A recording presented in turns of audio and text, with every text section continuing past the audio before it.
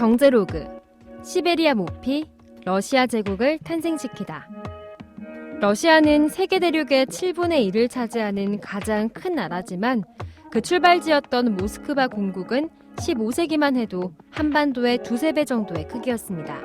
당시 모스크바 공국은 200년에 걸친 몽골 지배로부터 독립한 상태였는데요. 16세기 이반 4세가 차르라고 불리는 군주에 오르자 그는 오랫동안 모스크바 공국을 위협했던 몽골의 자녀 국가를 병합하고 강력한 전제 정치를 펼쳐나갔습니다. 이반 4세의 중앙 집권과 군대가 워낙 강해서 주변 지역의 몽골족 후예인 타타르인들은 자진해서 그에게 조공을 바쳤습니다. 그러니 모스크바 공국의 영토 정복에 대한 욕심은 그다지 크지 않았는데요. 이 무렵 모스크바 공국은 서유럽과의 교역에서 모피를 주로 수출하고 있었습니다. 일찍이 중세 초부터 유럽에서는 모피가 인기 수입품 중 하나였는데요. 13세기 모피 수요가 급증해 모피가 귀해지자 비버 가죽은 왕과 귀족만 사용하도록 규제하는 법률까지 만들어졌을 정도입니다. 또한 레오나르도 다빈치의 그림 담비를 안고 있는 여인이 말해주듯이 흰 담비는 귀족 부인들 사이에선 애완용 동물로도 인기였습니다. 모스크바 공국은 큰 수익이 되는 모피 산업을 점차 국가적으로 장려했고 유럽의 모피 시장을 장악해 나갔습니다. 그런데 과도한 모피 산업과 함께 모피의 자원도 급속히 고갈되기 시작했는데요. 이때 이반 4세는 모피가 풍부한 시베리아를 중요하게 보고 스트로가노프 가문에게 시베리아의 모피 자원 개발권과 영토 개척권을 허락하게 됩니다. 기업이 탄생하기 전에는 가문들이 경제 산업을 차지했기 때문에 한마디로 스트로가노프 가문에게 모피 산업 특권을 하사한 거나 마찬가지였습니다.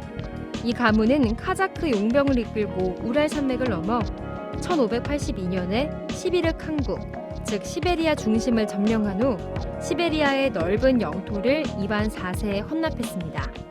그곳 시베리아의 검은 담비는 모피 중 최상품이었고 이를 찾아 16세기 후반부터 17세기에 걸쳐 많은 사람들이 시베리아로 이주했습니다.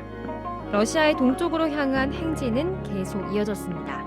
이 무렵 모피를 통해 얻은 수입은 러시아 국가 수입의 3분의 1에 이르렀는데요.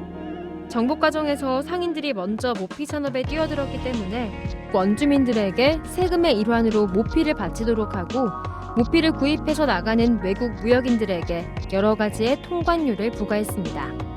러시아 표틀의 대제는 이제 해협 너머로 손을 뻗쳤습니다. 다행히 그가 고용한 덴마크인이 해협을 건너 알래스카를 발견했고 그곳이 새로운 모피 지역으로 주목받았습니다.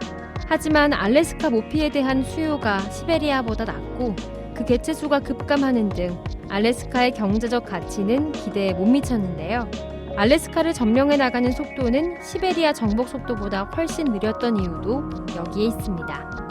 훗날 러시아는 크림 전쟁으로 재정이 열악해지고 알래스카가 당시 적국인 영국과 맞닿아 있는 위기감 때문에 미국에 겨우 720만 달러라는 헐값에 알래스카를 팔았습니다. 이처럼 모피가 러시아 경제에서 차지하는 비중은 매우 커서 수세기 동안 모피 수입으로 러시아를 유지했다고 볼 수 있는데요. 바로 모피의 경제적 가치가 러시아를 알래스카까지 영토 확장을 이끈 동력이었습니다. 우랄 산맥을 넘어 태평양 연안까지 하루 평균 약 100제곱킬로미터라는 엄청난 확장 속도는 경제적 동인이 얼마나 대단한가를 보여주기도 합니다. 하지만 북미 신대륙의 모피 경쟁자들이 등장하면서 19세기부터 러시아의 모피 무역은 점차 쇠퇴했습니다.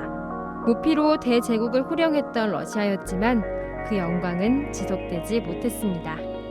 시장경제의 중심 자유기업원